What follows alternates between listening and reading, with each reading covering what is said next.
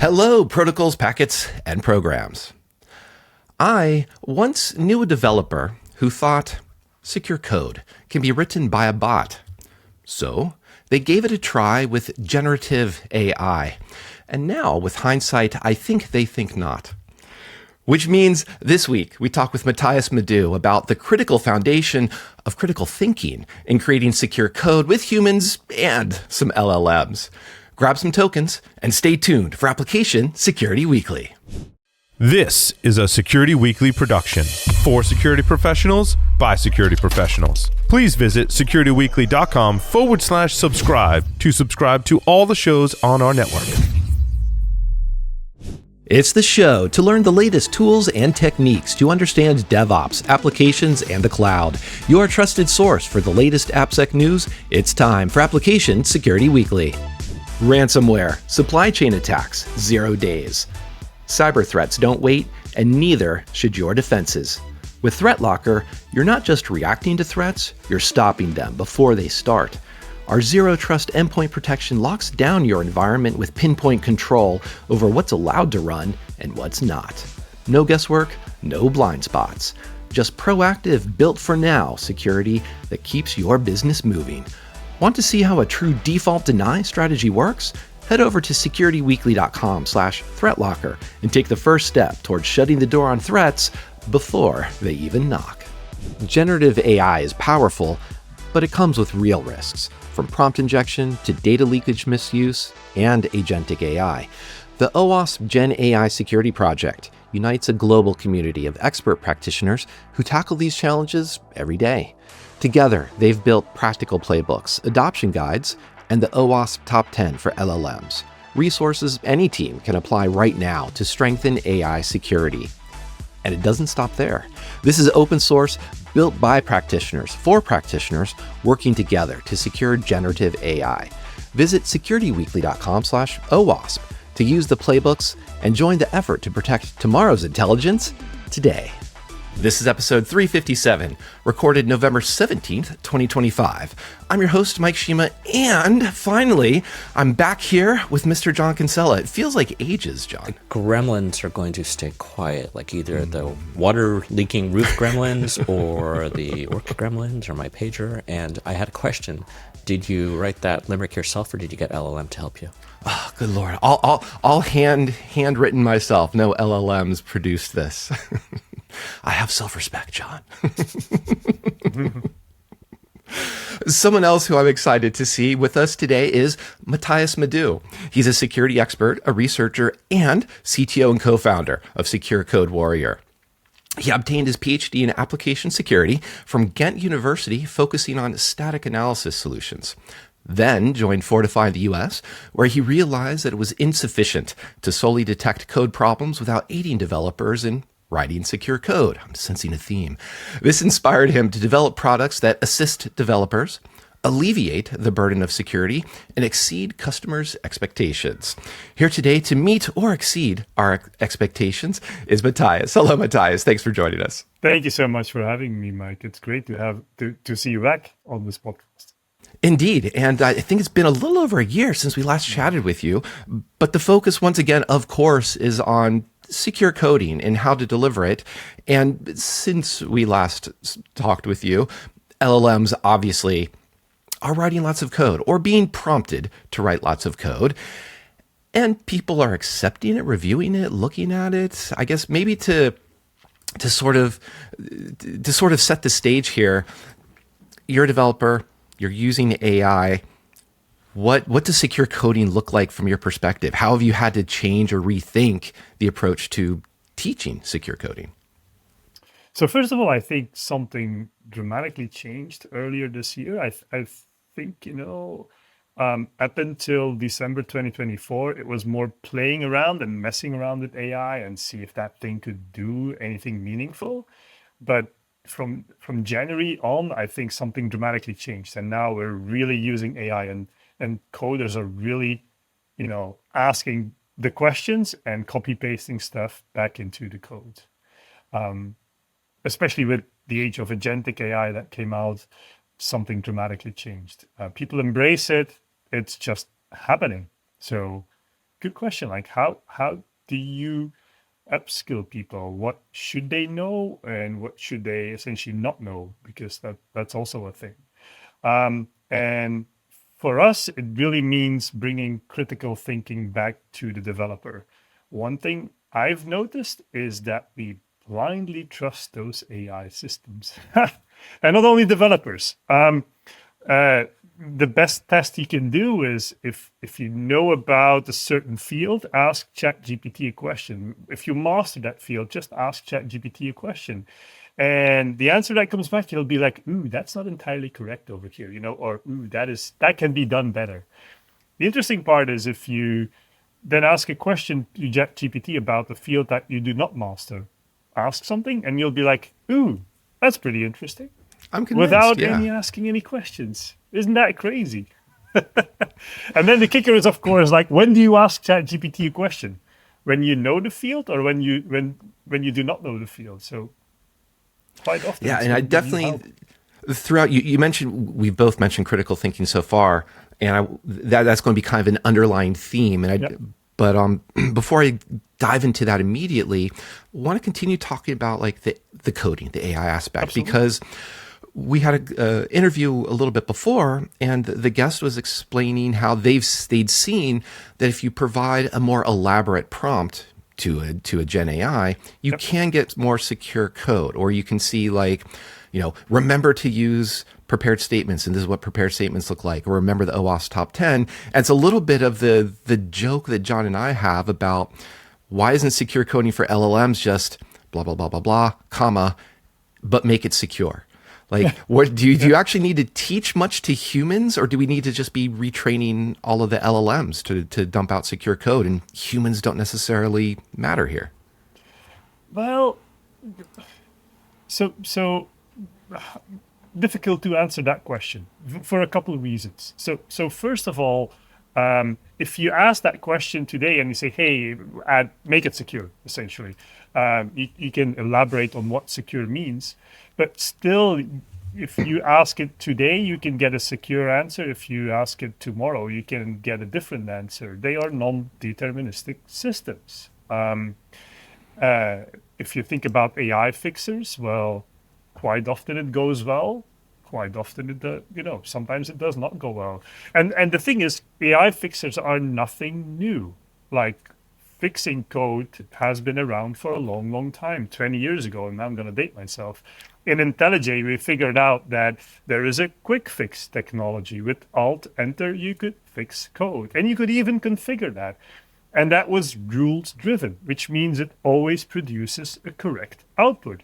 So even 20 years ago, it was more consistent than with LLMs today. So why do we not have secure code? Yeah, go ahead, John. Well, one of the questions, Matias, around, and I've heard this before about the non-deterministic part, is, the answer is different every time.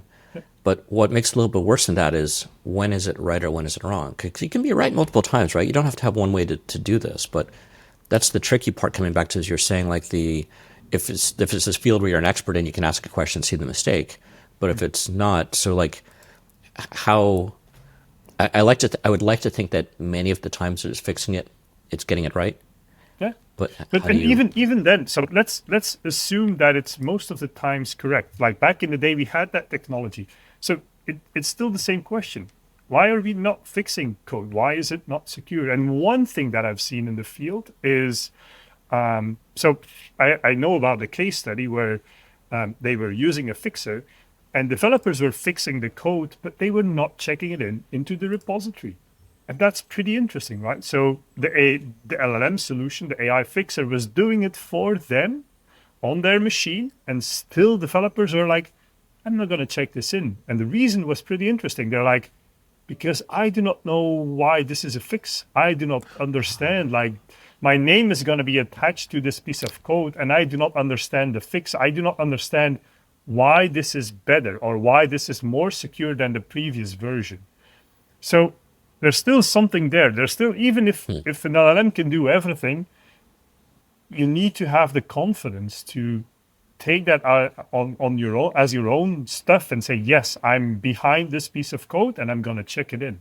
And I found that fascinating in human behavior and also how we interact with LLMs. And by the way, I think, to be very honest, I think that is the right way to think about AI and LLMs. It's, oh, my name is going to be attached. Is this correct? Okay, then I'm going to check it. And there's an important aspect to that in the sense of, as you said, the accountability. My name is going to be attached, but I also want to glom onto the other part of, do I understand what is actually going on here? Because I think, to be fair, we could even take the LLM part out of the equation and just say, here's some code that was written by someone or something. I need to review it. So, and I think perhaps the act of reviewing hasn't necessarily changed, but the act of reviewing it for security is always tough. And so, and my question then maybe is, do you see that people are putting more trust into the AI because they're thinking, well, this has been trained on all of Stack Overflow, and I've only read through the first 2 pages of comments, so maybe I'm missing something that the LLM knows that I don't, which obviously could be misplaced trust, or maybe it's well-placed trust if models are in fact getting better. So, how much of that is a factor here? If I ask ChatGPT a question, I'm not sure if I necessarily think about all the data that it was trained on, to be honest. I look at the output, and if the first 3-4 things are seemingly correct, I think I'm gonna put more trust in that system and say, ooh, if it tells me 4 correct things or 4 questions, then probably the 5th thing is gonna be correct as well. And that's how I think nature. AI is nothing different from talking to humans. Like, how do you assess a human? Well, you talk to a human, and if that human is not hallucinating in the first 5 questions, you put some more trust in that human. So I think it's very similar with AI and LLMs. I don't think you're gonna. Well, probably we do as well as humans. We quite often ask, where do you work? What's your education? So essentially, what are you trained on? So I think there are a lot of parallels there as well. It reminds me of there's also a quote, I can't remember the origin of it, but you can tell someone a truth, then tell someone a half truth, then tell someone a lie, and they'll absolutely believe it. But it was sort of that progression as you were just describing, that humans can pull these tricks as well. But I think a lot of what I even started this conversation off was code review, looking at code, is it secure, trying to figure that out. And a lot of times I think that's kind of a reactive perspective. And I complain about what I was just describing about AppSec being too reactive, just saying, yep, here's a vuln, let's go fix that vuln. Here's a dependency vuln. Here's 1,000 dependency vulns, let's go fix those. Have you seen and this goes back to secure coding, agents being more helpful with design or in helping humans with the design of code rather than just it didn't introduce a SQL injection, trying to get into the strategic design rather than just a tactical mistake? So there's 2 ways I can answer that question. So first of all, if I look into the research of what LLMs are producing these days in terms of vulnerabilities, then in general, there's a little bit of a consensus that says, you know what, only 50% of the code that comes back is secure. If I look at Bachbench, for example, a benchmarking solution, it goes through all the LLMs and it tells you, well, roughly 50% of the code that LLMs are producing is considered to be secure. Veracode did also an analysis, and over there, what they say is something along the lines like, hey, from a syntactical perspective, we're getting better code. So back in the day, essentially, it did not compile the code if we asked a question to an LLM. These days, 90% plus of the code just compiles. So it runs. It gives you compilable code back. From a security perspective, we're still at roughly 50%. What we've done is I think we took it a level deeper in the sense that we looked at categories of problems. And over there, one thing that we saw is that SQL injection, we have a shot at eliminating new SQL injections if we're using LLMs, because almost 100% of the time, if we ask a question to an LLM, it's going to produce essentially parameterized queries back. So free from SQL injection. It's secure by design. It's not trying to add a layer of security on top of it, but it's just secure by design. So from the flaw perspective, we see certain categories of problems. We may have a shot at eliminating them in new code. We still need to retrofit all the old code, but still new code. we have a shot at eliminating that. I know. And go ahead. well, I was going to say, and part of what I love what you're saying, but part of me is also thinking, we had prepared statements back in 2004. So, we've had 20 years of this design pattern, and we're finally getting, honestly, humans as well as LLMs to do it. And that seems like one of those embarrassing, what was the MITRE or the CISA, they said, unforgivable errors. SQL injection feels like one of those things that should be unforgivable. I'm curious, do you have a category, as you were mentioning, that's a forgivable error, but we would hope the LLMs would help us better with? And I'm not sure. I can think of some ideas, but I'm curious what would come to mind for you. A forgivable error. To be honest, I think I disagree with MITRE. I think everything is a forgivable error because my philosophy is humans, they do not want to introduce those type of problems. They want a secure code. So for a very junior developer, I think it is a forgivable error in the sense that, well, they want to do the right thing, they just do not know how to do the right thing. And they upskill themselves, and then if it's not baked into the design, you have a possibility of creating that error, if creating that mistake. So I would say, depending on the stage in your life, it depends what a forgivable error is. So if you're very junior, I think SQL injection is a forgivable error because even at university, they do not teach, well, at most universities, they still do not teach you that type of problem. But you're asking more about if a mid-level of a senior developer, what is a forgivable error? Maybe nothing in the OWASP top 10. I think you should be aware of the OWASP top 10, and you should be, especially if you're a senior developer, you should be aware of all those type of things. So I do not have a concrete answer. I think it depends on your stage in life. And I wonder too, John, I wanted to pull you into this conversation too, because I know, especially on the topic just now of forgivable versus unforgivable errors, but there was also the aspect of, Matias was walking through some of the benchmarks. And I know, John, you've been playing with AI code. And rather than just the dimension of how Matias was pointing out secure, there's also an aspect of, is this code enterprise level, production ready? Like, is this code, is it good for the weekend toy program, or is it good for production? I'm curious if that's a dimension that you would also add to this conversation. So I think we'll go through steps. I think it's definitely good enough for the weekend project. I mean, how I'm doing it the weekends. The next question, is it good enough to push to GitHub? Okay, maybe. Then is it good enough to push to an existing open source project on GitHub? Okay, think about that. And then somewhere up along that line, is it, again, enterprise could be, is it code generated wiki or something like that? Or is it actually going to run a high performance worldwide software defined network? Do you want to run that in the data plane?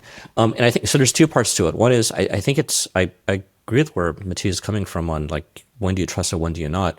But I think as you go up that scale I just described in my mind, you have to look at it closer and closer. So the folks that I know which are using this day in, day out for close to 100% of their commits are literally going over each line that it creates. So they're sort of micromanaging their staff in a way, if you want to use that sort of analogy. For a hobby project, I've had a project where it's out there now. I vibes the whole damn thing. I looked at code, but like most of it just sort of like ripped it and put it together. I'm looking at contributing. There's an open source AI image recognition package which I'm using, which has NVIDIA support on Windows but not on Linux. So I'm pondering. I've started looking at having Claude sort of go, hey, how would we add this in? If I was going to contribute that back to a project, as we're just saying, it has our name on it. So I think that's a really great analogy or a great measure. I'm going to be a lot more careful before I commit that code or offer that code to someone else, just so it has my name on it, or what's it going to do to that project, or it's going to be around for a while. And I think it's possible, but it takes a lot of care. A lot of care. And I think what you were describing too, of the senior developers looking at micromanaging this poor LLM in the sense of line by line, that I think speaks back to, do we understand what we're actually committing, which was a point early on from Matias. Yeah. And Matias, I'm curious too, if we switch a little bit to who's benefiting from LLMs, it's, there's maybe more use, more benefit to senior developers is a common phrase. Does that match what you've seen? How have you seen who benefits the most from LLMs right now? Timely question. If you would have asked me 2 months ago, I would say hands down senior developer, because essentially a senior developer, they know what they do. They have their knowledge and they know how to poke an LLM and what to take from an LLM and how to go faster with an LLM. While a junior is just like, oh yeah, give me some stuff and I'll copy paste it in. And they may go fast initially, but then there's a lot of rework. So 2 months ago, I would have said, yes, absolutely, senior developer. But something happened 2 months ago. I watched a hackathon and the junior developers actually crushed the senior developers in a particular task. I was like, yeah, crazy, right? It was an LLM hackathon and the junior developers crushed the senior developers. And what became apparent was that the junior developers essentially are embracing LLMs. They are just used to it from day one. And they want to know and they want to learn and they want to figure out how does this work. And they upskill themselves on how to be an AI-powered developer. So they go super fast. Where the seniors, well, they're very stubborn. I'm not trying to overgeneralize, but seniors are like, 100%, yeah. I know my stuff. I do not need that stuff. I know better than this particular LLM. And sometimes they're correct, but they're essentially not embracing it, which means that, in that particular experiment, it was very unclear who, it was clear who the winner was, the juniors, but in general on planet Earth, I do not know the answer. I think seniors can be the winners here if they are willing to embrace this new world, but for sure juniors have a shot at winning this as well, if they, for the very same reason, if they are willing to adapt and go fast and learn and upskill, then absolutely. So both. Depends on your personality. That's a really interesting point. Just I leave LLMs out of it completely for a moment. Frequently, as well, it says you can go really general. As folks age in general, you become a little more sort of, what you like, but the taste of which things you like. Particularly in tech, if we want to stay relevant in this field, I mean, yeah, we can probably be COBOL coders for another 10, 15 years if that's your thing. But for most of us, you want to stay relevant in this field, you have to sort of keep up with tech. Are we going to Rust? Are we going to go back to Python? Are we going to go to some sort of new language or a new framework or coding on new devices? Or there's always something coming, right? So those curmudgeon-y types, I will use that phrase, that are sort of going, no, that I can't trust that thing. It's deterministic, or I wouldn't ever have it in my prod code, or all these sort of excuses. What's sort of from a education and a training point of view, you've sort of put a pretty good amount of effort now in like helping people get up to speed with AppSec. How does that type of person, how do you sort of get them either interested or get them to think about this, or you can't just be fear of like, oh, hey, the kids are coming up and they're going to catch up to you. Like, how do you sort of get people to carefully embrace this?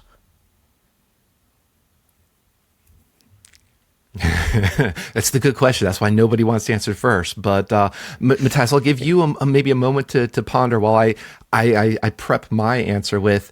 A lot of it sounds like, how much do you understand the tool? And are you getting, how much do you know how to derive value from that tool? Whether it's the VI or Emacs or VS Code or, a more, I'll say complex, and now we're going to get a lot of email, IDE that can just do those auto fixes for you. I can hit Alt-Enter to pretty print it or to prettify my code, which feels so much nicer. I can just type and I understand the muscle memory of how to have this tool be better for me. But I, the human, am still producing the code or understanding, I'll phrase it that way, the design that I'm going after. And that's kind of my reaction to what John is describing. Now, Matthias, after this nice pregnant pause that John got on both of us, what's your response here? Very much in line with what you've just mentioned. So I'm not sure what to add to that. Yeah, I agree. I'll make it simple. I agree with what you just mentioned. Then let me slightly either expand or twist on this, because also tools are not necessary. Tools help us make more secure code, but I will make the argument that they're wonderfully helpful for the input validation mistakes, a lot of the OWASP top 10 mistakes, but they're not going to help us with that OWASP top 10 entry of insecure design. There's no linter that's going to say, nope, insecure design here. And maybe it'll say you're not using prepared statements, but that feels a bit of a cheat, if you will, just if we're talking about secure design.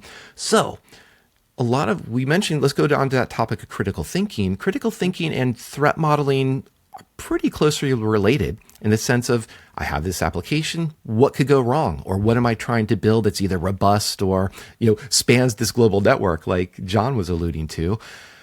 How much have you, if we have LLMs as part of this equation, how much are LLMs part of an assistant to critical thinking or threat modeling? Or is this something, and here I'm going to use one of my fun words, is that something completely orthogonal to what humans are doing when they write code?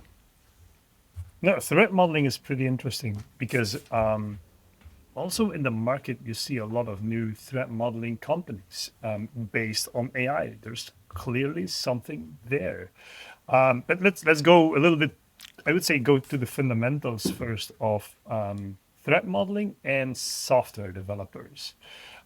Quite often, software developers, they have a busy life. They are involved in threat modeling. They all have their different view on the code. They all know a particular part of the code. And threat modeling is really an activity invented by application security or security in general, right? So it's not in line with the developer thinking. So quite often we want to involve developers and we do not know exactly how. And the best phrase that I've ever heard was, just think like an attacker, and you'll do threat modeling. So here, Mr. or Mrs. Developer, just think like an attacker and you'll do great. That does not work. And for the simple reason is, let's say I give you all top-notch ingredients to make a really good dish. And I say to you, now think like a professional chef and make me a great dish. I'm very confident it's not going to work. And the reason is simple, because you do not have the experience. You didn't do any training. You did not make the mistakes. You didn't go through the motion of learning, essentially, and you didn't see a lot of examples and so on and so forth. Why is AI interesting? Well, guess what? AI has seen a lot of those motions, a lot of those training pieces of data on how to think like an attacker. So if you involve an LLM solution, you can actually ask an LLM, be an attacker or think like an attacker and do some threat modeling. And it's going to be very helpful. So I do feel there's an AI paired threat modeler thingy that can be helpful for a developer for a couple of reasons. One, developer is time poor, so an LLM can help. Two, a developer does not necessarily have that experience, and an LLM has that experience, so it can be helpful. But also, three, it can be something where in line with the terminology that a developer is using. If you ask a developer about SQL injection, they do not know, or quite often they do know. But let's take another more exotic category of problems. They quite often do not know what it is. And let's say SQL injection, they do not know what it is. If you say use parameterized queries, they're like, oh yeah, I know what that is. Like I can do that. So the lingo can be different as well. Speak the developer lingo on what needs to be done. So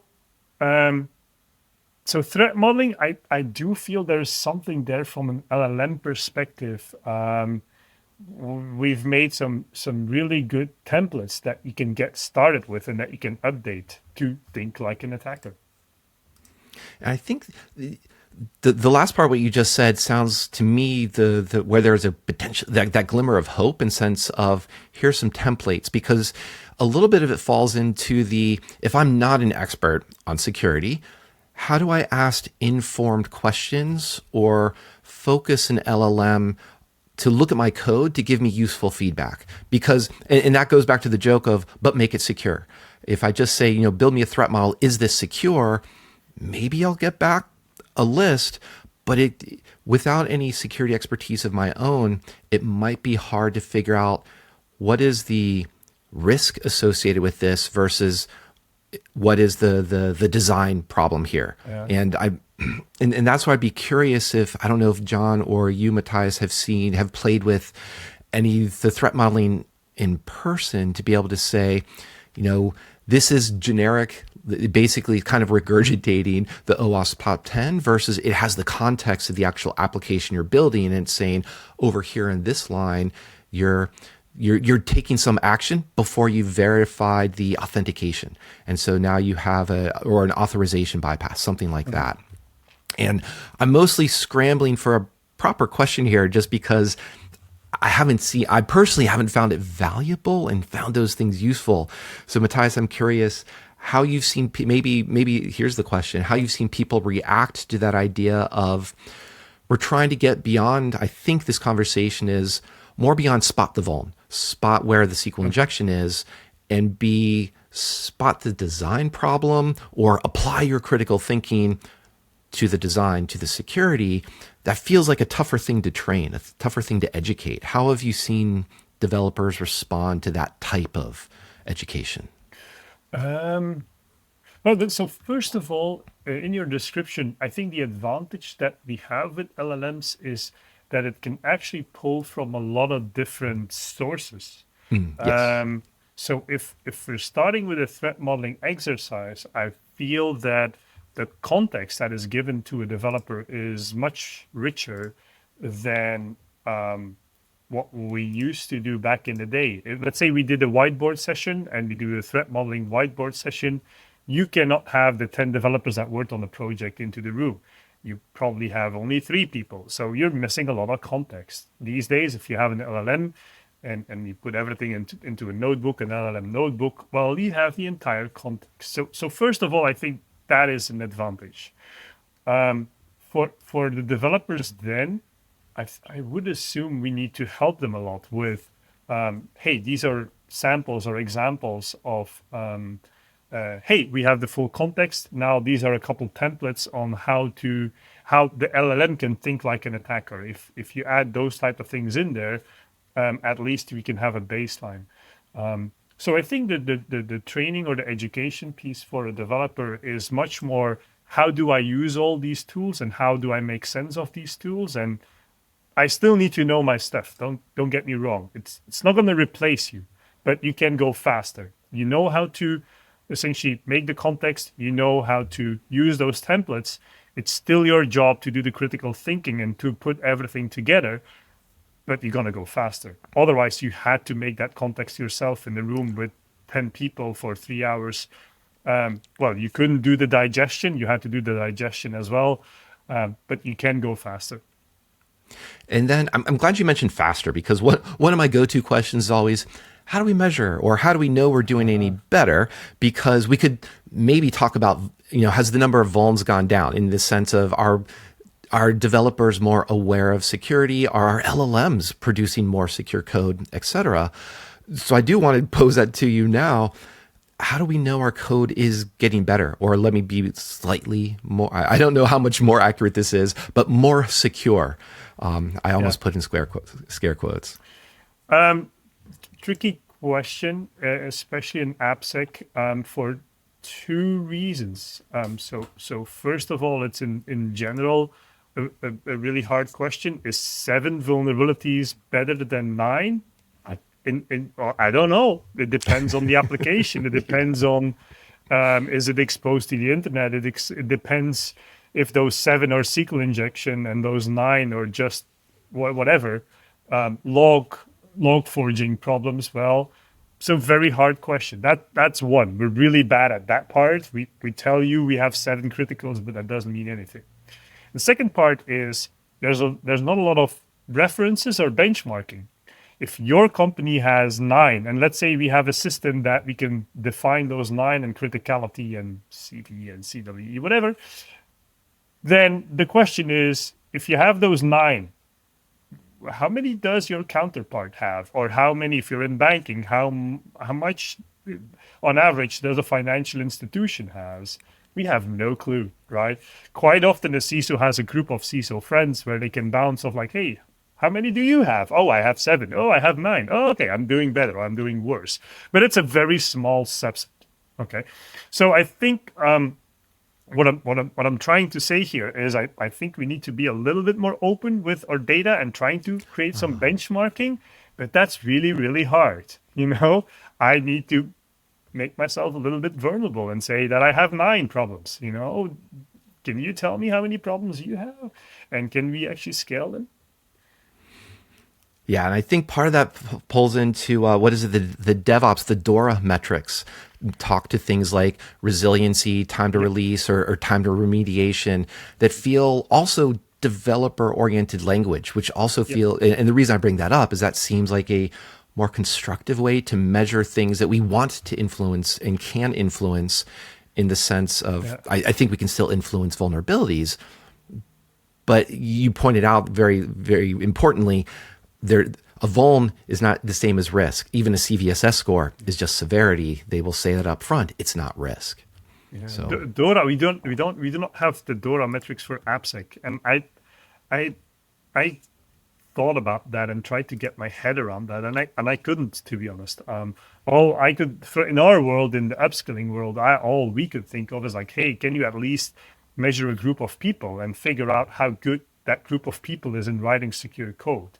And I think that's a starting point, because they will introduce risk in the code. So essentially vulnerabilities is only a byproduct of unskilled developers, if you think about that.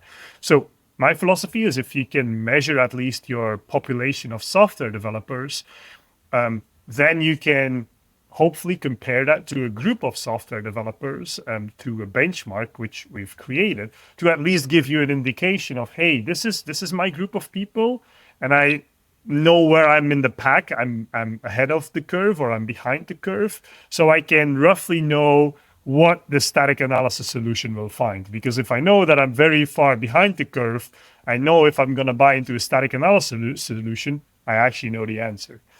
It's going to be pretty bad. So that's a starting point for us to think about benchmarking, measuring risk. That's essentially what we're trying to achieve there. Well, Matias, with every starting point, also unfortunately comes an ending point. And unfortunately, we're also close to that point right now. But before we let you leave, one of the other questions I always like to ask our guests is to describe AppSec in 3 words. And while I haven't been rigorous about saying no LLMs allowed, I haven't said that yet. So I'm going to have to include that as one of the disclaimers. But with that said, AppSec, 3 words, Matias. For me, AppSec is developer risk management. It all starts with the developer. It all starts like we can throw as many tools as we want against the problem. It all starts with the skill set of the developer. And the same is true with LLMs. Like, it starts with the skill set of the developer. They can use an LLM, and if they are smart and if they know their stuff, they're going to use it in a really good way.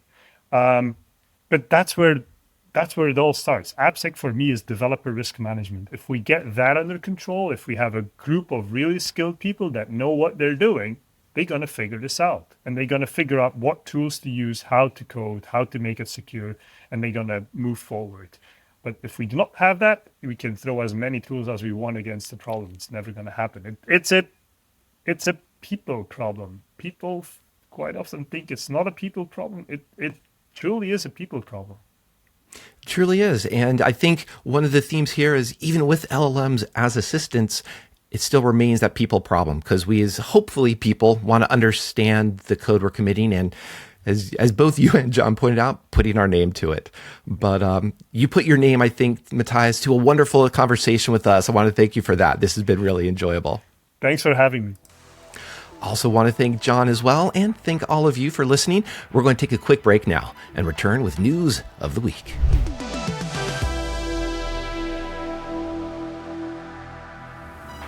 Ever feel like your network infrastructure is stuck in the past? Meet Meter, the company reimagining what it means to get and stay online. Meter delivers full-stack networking, wired, wireless, and cellular, all in one seamless, scalable, and secure solution. From hardware design and firmware to software deployment and support, Meter streamlines every part of your network while giving you all the control and transparency you need. Whether you're managing a branch office, retail stores, or a massive data center, Meter gives you performance, reliability, and the visibility you need to stay in control. Thanks to Meter for sponsoring. Go to securityweekly.com/meter to book a demo now. That's securityweekly.com/meter, METER. Welcome back to Application Security Weekly.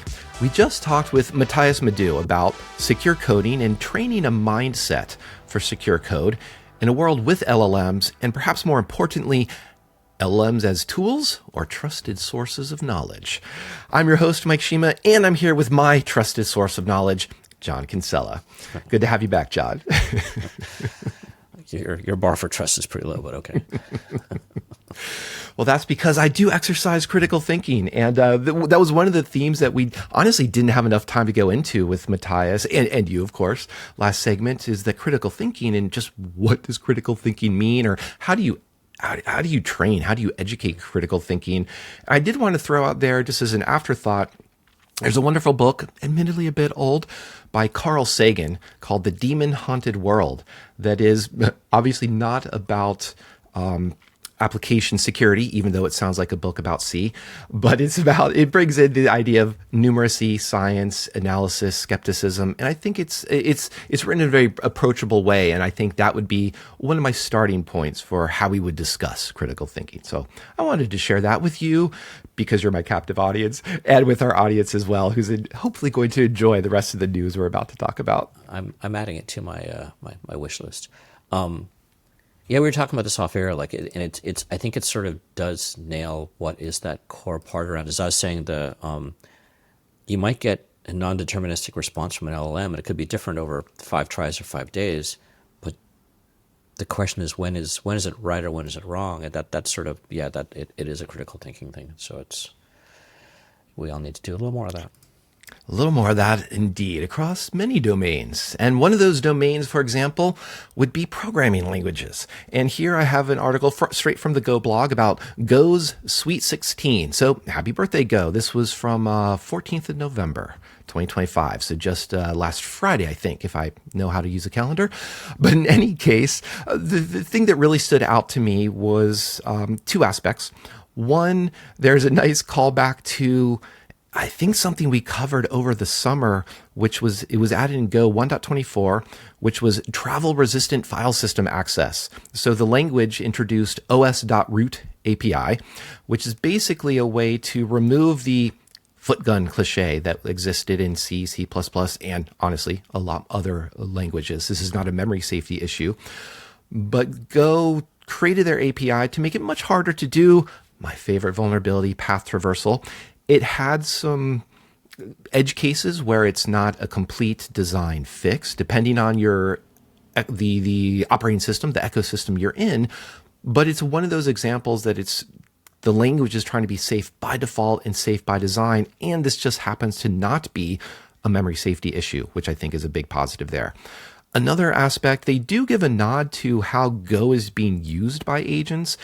Now, I want to get ahead of that and say they're not designing it for LLM first development or anything like that, but they do acknowledge the reality that people are using Go and many other languages in MCPs and agents, and they're just trying to accommodate and basically go to where developers are using languages. So if more developers are using more memory safe languages and safer by default and safer by design languages, that sounds like a win. So that is my attempt at optimism for today.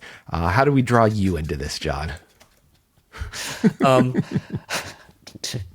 people think the worst of me. I really miss coding in Go. Is the first thing. I think this whole it's one thing to see a Silicon Valley startup talking about agentic and Go agentic and AI, LLM, all those type of things. it's really interesting to me to see it in the birthday announcement of a 16-year-old's programming language. I'm not fully sure how I want to digest that. I don't think it's purely there to try and get attention or SEO juice. I think there's something there, right? Like any LLM or MCP coding I've done has been in Python, which is sort of lingua franca for that space. Yeah, I don't know. It's I'm glad to see it around. It's always interesting to see, particularly Go, since I was using it when it was relatively young, when like, major breaking changes would make you have to do a bunch of changes to your code, and like actually seeing it sort of mature and grow up and be used in all sorts of great ways. So yeah, very cool. And speaking of cool, let's go to that other memory safe language. And here's a post from the Google security blog titled Rust in Android. Move fast and fix things, because nobody has original thoughts on titles anymore. But at least the content here is enjoyable. And what they point out, one of they don't bury the lead. This is in the second paragraph. Their data shows memory safety vulnerabilities have fallen below 20% of total vulns for the first time, which seems like a great thing. We want vulns to go down. But I didn't want to necessarily lean into that too much, because even in our conversation with Matias last segment, just the raw counts of vulns don't necessarily mean risk, or what do those numbers mean to us is more of a kind of a tougher existential question. What stood out to me more about, this is something that appeals to me as a sometime developer, to quote, with Rust changes, they've seen a 4x lower rollback rate and have spent 25% less time in code review. So, and they make the point, the safer path, use Rust, is now also the faster one. And that matches what Matias said. I would hope that also speaks to you, because you're looking at code from an actual enterprise perspective, and that budget of, we can't spend all the time just refactoring because it's so much fun. It's yeah, of course. I think my brain's sort of went a hard different direction on this article. Let me see if I can bring the two together. So yeah, if someone comes to me and says, hey, we want to spend the next 2 or 3 months rewriting this in a different language, I think anyone listening to this show can expect I'm going to start asking a lot of really hard questions. And one of the ones that I do ask, I'm going to tie these two together, is what's that KPI? What are we expecting to, what are the benefits we're getting out of this, right? I'm not just going to say, hey, you thought you heard some dudes talking on a podcast and you would decide you want to rewrite something. So no, not a reason. those damn podcasters. But like, yeah, what is it? Is it going to be faster? Is it going to have less crashes and less pages at nighttime so my operators are happy? Is it going to be allow me to get more performance on my existing hardware? Am I going to be able to use less hardware? Like what? Paint me a story, right? Like, and it's not just selling me. It's like, how do I then go and sell my management? And turtles all the way up. But so bringing that to this, my train of thought, when I was looking at this article, that's what I was thinking about is how they're calling out. So I think they're doing it hindsight. I'd rather have it done ahead of time. But they're calling out several metrics like, hey, look at how we are able to, look at how this has improved our world to start at that level. So yeah, rollbacks, quicker code reviews, all sorts of things like that in here. So that's really interesting from a software engineering management point of view, just like on a, maybe not daily, definitely on a monthly basis. Like, how are my developers doing? Is their code improving? Are they learning more as they sort of, go from being with the company for 3 months to 3 years? So that's sort of where my brain goes. Like, what are those metrics? How can I figure out what they're doing? So then where I want to take that is to bring this over to LLMs. So if you're going to bring LLMs into your workplace, how do you know those are making a difference? So are we seeing, and these are some of them, we're just looking at metrics. We're just trying to throw stuff at the wall and see what sticks, to be quite honest with you. But like, okay, as we see, and I can see my developer adoption of tools, AI tools going up. It's higher than I expected to be honest. But as that number goes up, what can I find in my code? Are we getting less pages? Is the code being written quicker? And I prefer not to look at that metric, quite honestly, as manager, right? I'm not trying to figure out how to get my guys to write code faster, guys and girls. But are we seeing less rollbacks? Like someone started push something out in prod and like an alert went off and like we had to roll it back. So we are looking for like metrics like that. I am. And so that's where my brain went on this article. Be quite honest, like, okay, Rust cool, Android cool. I had seen this article in my headlines all of last week, and I never read it until I saw you had it in the queue for today. But yeah, it's these are important parts that they're bringing up. But then my head goes, how can I use that in my world? And hopefully that some of y'all are thinking that way too.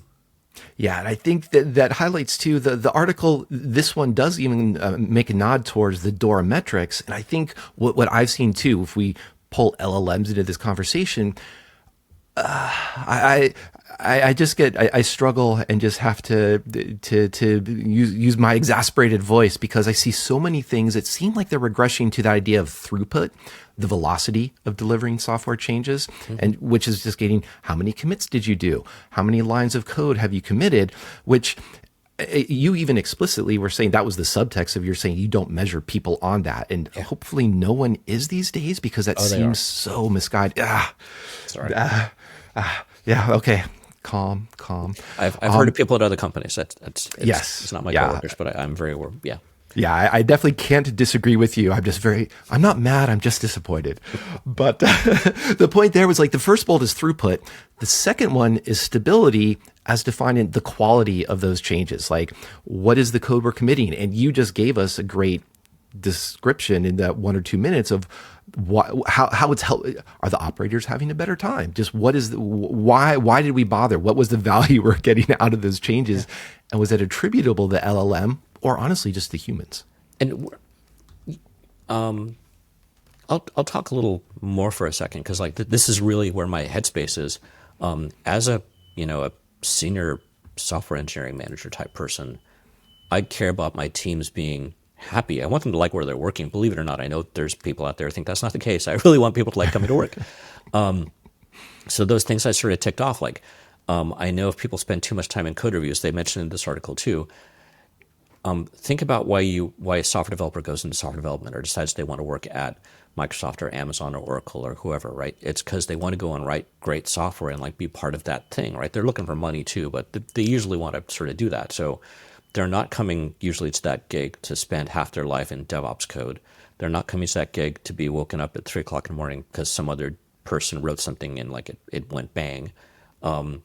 They definitely don't want to be on these large events, which are like, headlines around the world. Like that's not why they're coming. So how can I sort of mitigate those parts of the gig so they can actually enjoy where they're working? It's not my sole reason to be where I am, but it's a good portion of where it is. Like, so if I can figure out how do I make it easier for them to write code or write the boring code so they can work on the fun code. If I can figure out how to allow them to either more easily identify their mistakes or not make them in the first place. And then, it's like if we're adopting any new technology in a mature software engineering program, how is that working over 3, 6 months, 2, 3 years, right? Like we've got this new thing. I've got one group of folks which are like, oh my God, this is amazing, future technology. And I just had the curmudgeons over on the other side. How do I have some sort of metric so I can have a conversation with either of those groups? And this article from that point of view does sort of tickle me. Yeah, and I think it's clearly a theme that I hope we come back to a lot because when we do talk about LLMs, I'm trying the cliche way to phrase this, which I feel bad for saying, is where are you delivering value? That sounds a little too much business speak. So I'm trying to figure out how to sneak that same phrase in and rewrite that. And I'm going to rewrite it with my own brain, not an LLM. I'll say it. You don't have to. I don't want to put you there, John. You. But speaking of rewriting things with our own brains and not LLMs, Daniel Stenberg from the Curl Project, which I think I've highlighted probably half a dozen blog posts this year so far. But I think they've been good posts because they're very obviously developer minded, and someone who's producing a project that is not security focused, but because it is so on at least 2 possibly planets and the moon, it's everywhere. So there's some responsibility that they put into figuring out, is this code secure? And it's written in C and will always be written in C. And so this is parsing integers in C. And it's very narrowly focused. I don't think many people out there are trying to rewrite their own integer parsing code within C. But I wanted to highlight it because of the thought process, in the sense of understanding the tool. And this is in the sense of understanding the tool of A to I, A to L, string to long, or long. And Curl just said, we know this is the big area of the classic C foot gun. We're going to create our own parser. And here's where I think we can generalize this. Our parser was, one, written by humans. They didn't do and throw this over to an LLM to do. But it's very strict on what it's allow, and is very eager to error out if it gets something that is a little bit hinky or just a little bit of what it didn't expect. And those two properties seem very positive and friendly towards security, even if they might seem slightly antagonistic or less friendly to developers who might be putting, random data on the wire. Mm-hmm. Yeah. And I think the really big caveat there is, because we always talk about not doing this type of thing, but the really big caveat there is the folks that are writing their own parser really know what the hell they're doing. So, don't do this at home unless you really are going to be careful. But it was interesting, I don't know about you, Mike. I don't do a lot of. When's the last time I wrote C? I read C, but I don't write C. And it was a very blunt reminder of how many different ways there is just to parse an integer. I mean, how yes. basic can we get, guys? So I think that's a really good wake up call of sort of the state of, because one of the questions I didn't ask Matias, I'm sure we've talked about this before, is software development's been around for decades.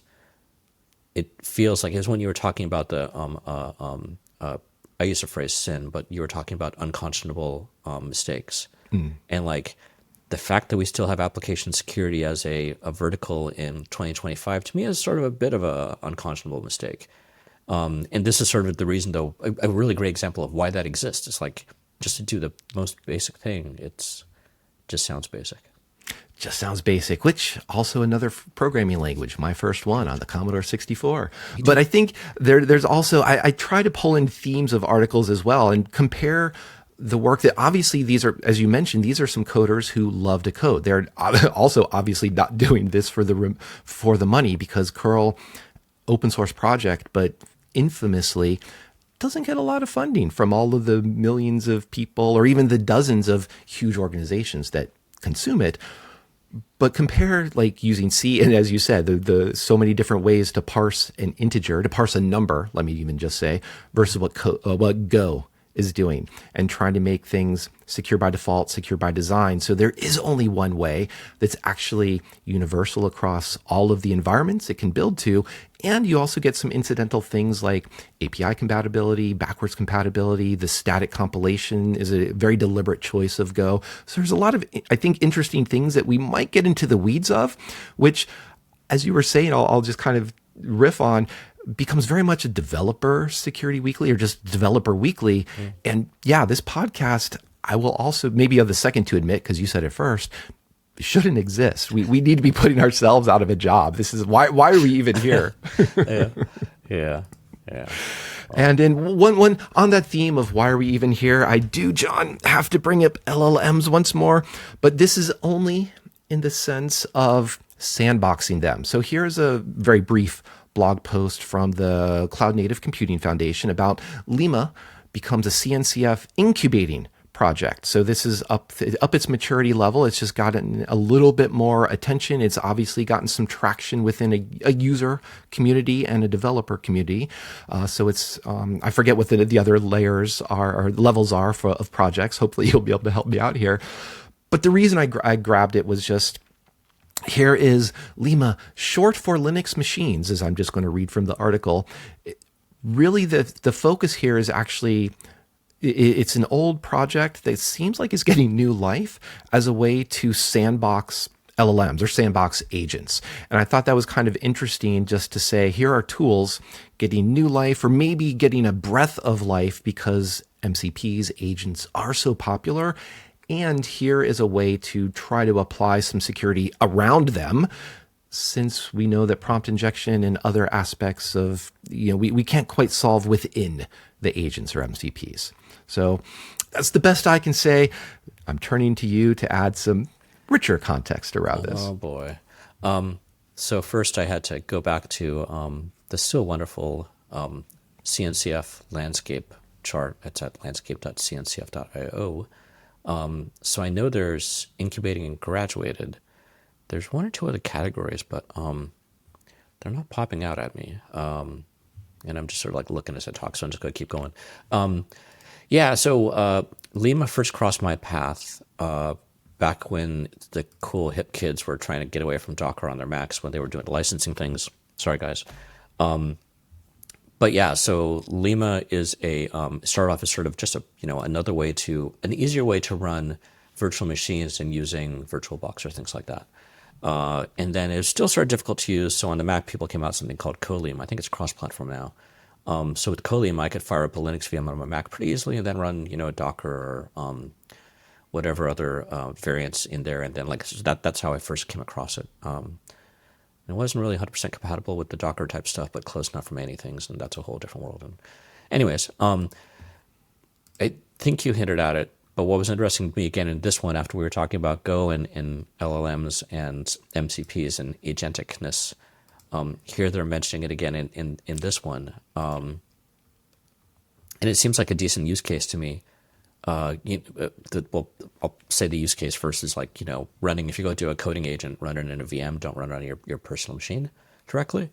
And this sort of hit me recently. As I was talking about in the first half, that open source project, I wanted to bring it back to my machine and sort of go ask Cloud, hey, how can we add, NVIDIA support on Linux? And in good old VS Code, the first thing when you open that project is do you trust this project? I'm like, shoot. I click yes. What do I do now? And because partially where that was interesting a year or two ago, where it was just it might access some of your plugins or it might modify your file system or something like that. Now I've got this. The reason I said no initially because it didn't, and then half of my plugins didn't work, including Claude. I'm like, well, that's okay. I'll have to go back and say yes.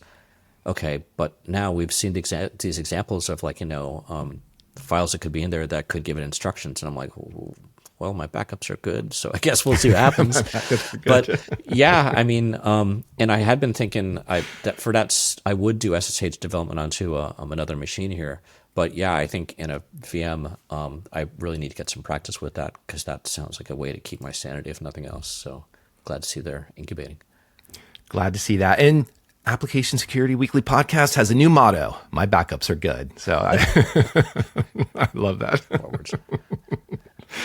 Well, I think my backups are good. I think your summary of the news was good enough for me. That was a great way to go out, John. Thank you so much. Pleasure's all. Thanks everyone else who's been joining us. Please remember to subscribe, check out the show notes, share us on the socials. And speaking of humans doing human things, I love some city pop recently. Check out City Slickers by Ginger Root. We'll see you next time on Application Security Weekly.